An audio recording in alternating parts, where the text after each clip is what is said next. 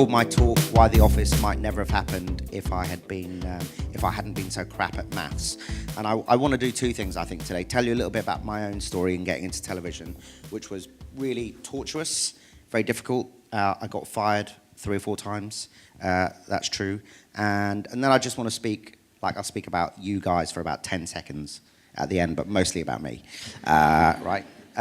So I just wanted to go back to how I got into TV, which was kind of a mistake. When I was 14, my father, who is an Egyptian gynecologist, I should probably not to listen to an Egyptian gynecologist, but he came and said to me, "Ashraf, what do you want to do for a living?"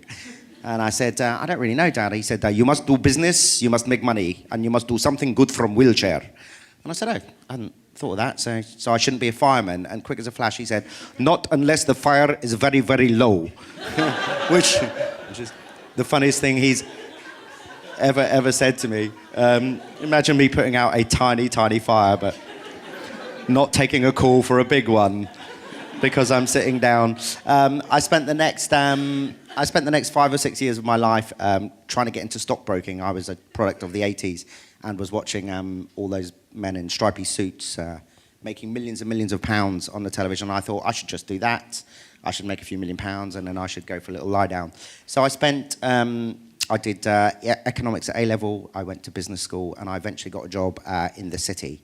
And I think my time in the city was probably one of the most important parts of my life. And really, I was 22 or 23 years old, probably the age that some of you are in here. And basically, lots of things started to unravel rather early for me. So I had my midlife crisis, I think, at about that time. And the big problem was this: I'm really, really shit at maths, but I hadn't actually thought it through.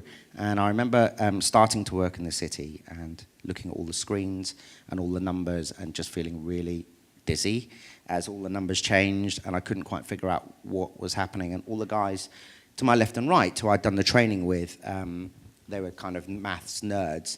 And so I remember just thinking that I'd spent quite a long period of my life training to do something that I didn't want to do. And then the question was, how was I ever going to get out of it?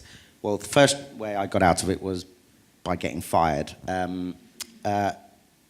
On my second year in the city, they started to let me use the bank's actual money to make a trade. And one day, the boss came up to me and he said, "I want you to buy £3 million worth of Deutschmarks and sell £3 million worth of dollars." It's a fairly straightforward trade. What I did was get that trade the wrong way round.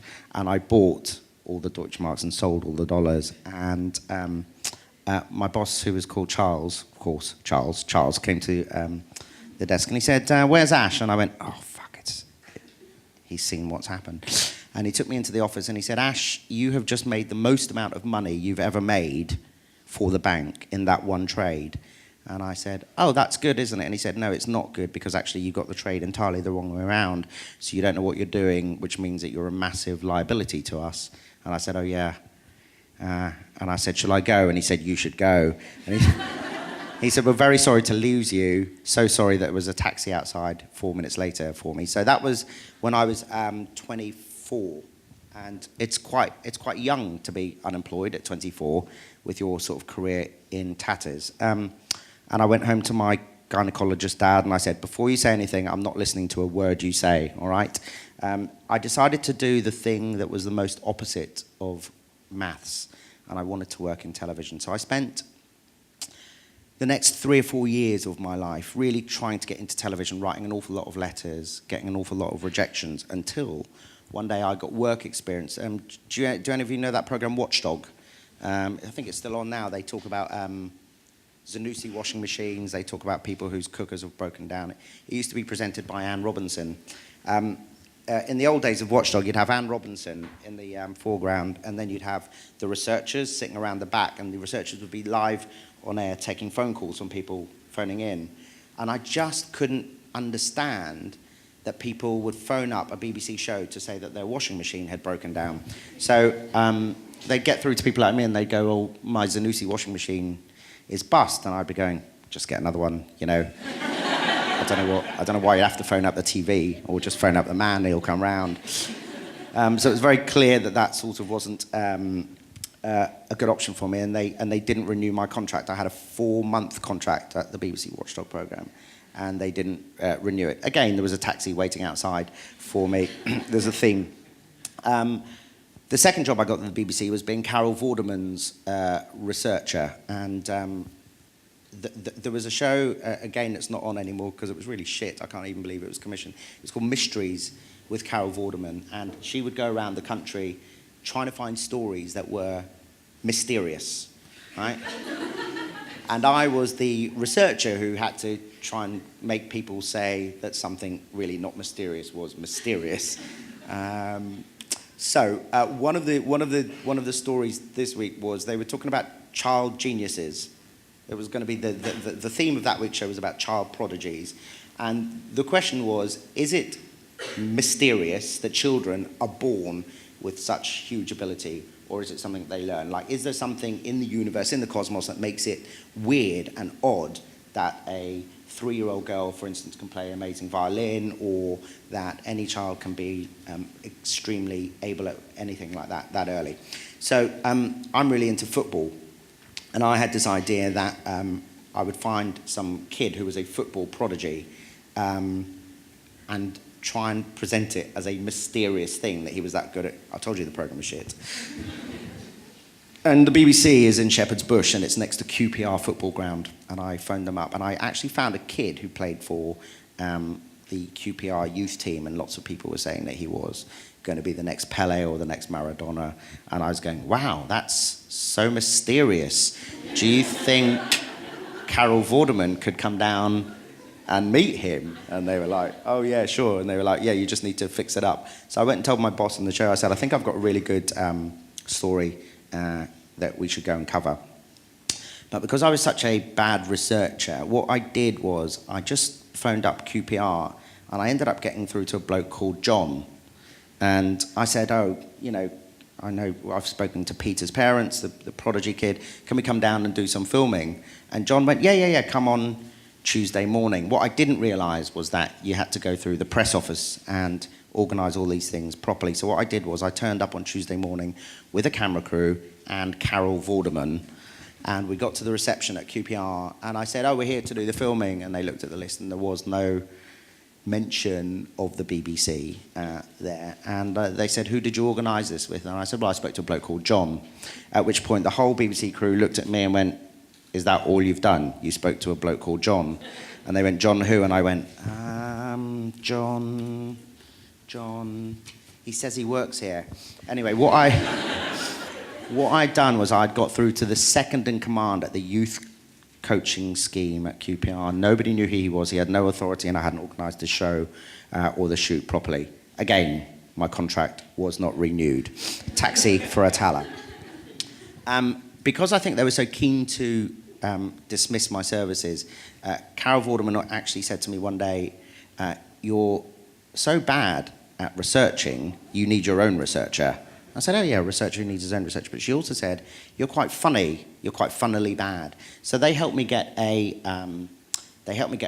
placement at BBC Comedy. And actually for the first time in quite a long time, after all this journey about leaving the city and training for a long time to do a job that I didn't want to do in the end, and going to BBC Watchdog and telling people to piss off with their washing machines and messing up a shoot at QPR football ground, I eventually landed at BBC Comedy, and it was the first time that I actually felt that I could do something that I had actually turned up to do. I felt when I would read a comedy script, I knew how to make it better, or at least I thought I knew how to make it better, and it was the first time I thought I would have a shot at something. So on my second or third month at the BBC Comedy Department, I met a really tall, lanky bloke with goggle eyes who was Stephen Merchant. And we started talking about, I was saying to him that I'd worked in the city and how office culture was very funny. And he said that he had a friend who he used to present a show on XFM with called Ricky Gervais. And Ricky Gervais used to do a character called CD Boss. And that was the beginnings of David Brent, and it was the beginnings of The Office. And I won't sort of go into the hows and whens of how The Office got commissioned, but I will just say this because I think this is important. I think not all The Office, the success of The Office came down to, I think, a few key moments, and I think not all moments in your career development are worth the same. And so one thing I want to just say to you all is when you get into a moment that you've worked hard to do to get in front of the right person, you really need to make it count. And I think for us with The Office, it was the pitching time. You know, we had developed this show, we had made a little taster tape of Ricky being David Brent, and it was a bit wobbly. It wasn't great. You know, everyone kind of says, well, they could not have turned down The Office. But that's because The Office went on and became a success. What we had to show was just about good enough, and it was Ricky being a very sketchy David Brent, and there was a very big oak wooden table at the BBC, and the other side of it was the head of the BBC called Jane Root, head of BBC Two. And on this side was myself and my old boss, John Plowman.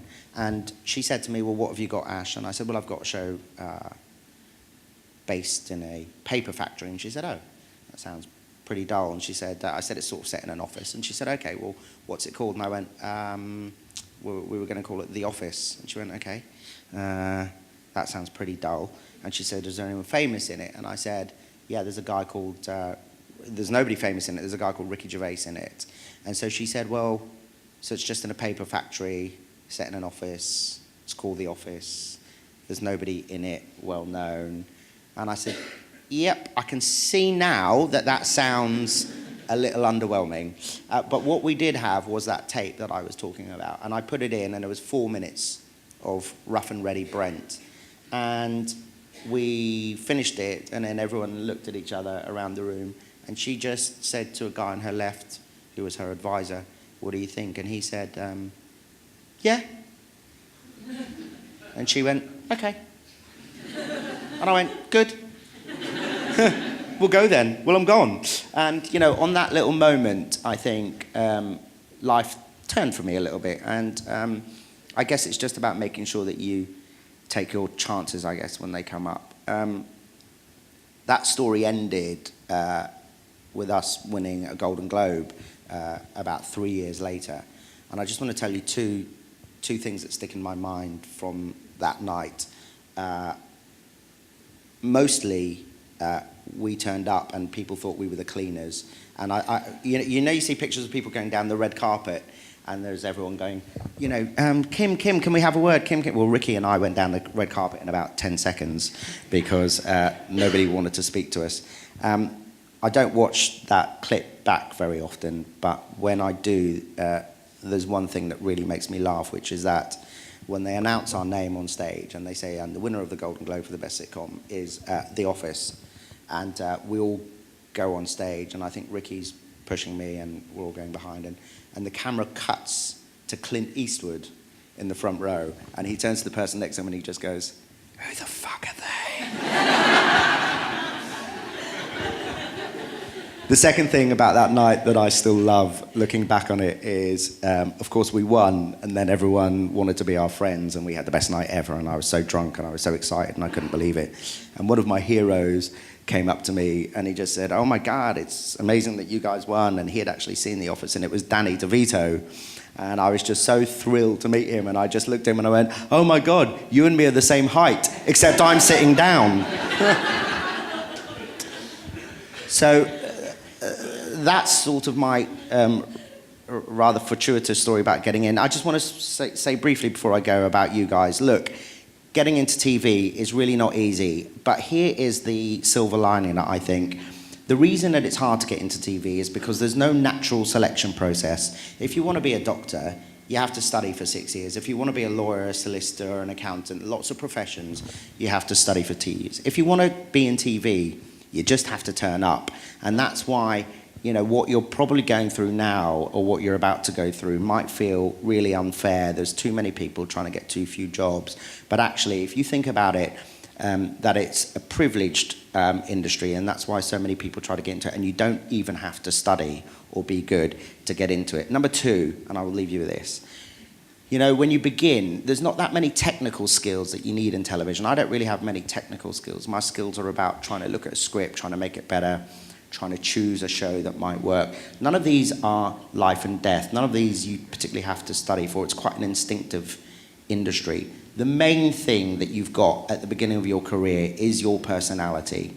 That is your main selling point. So that when you go to a company and do work experience and you leave, they will miss you. That is the main thing. So really, really try not to be a dick is, I think, the most important thing I would say. I have a lot of people that come through our company and do work experience, and the ones that you remember are the ones whose character, when they leave the rest of the office, because I really miss Sally, I really miss David, and you know, there are lots of people that come through our company and I go, I cannot fucking wait for them to go. Even though they're working for free, I would pay them to leave. So please remember, do not be a dick. Thank you.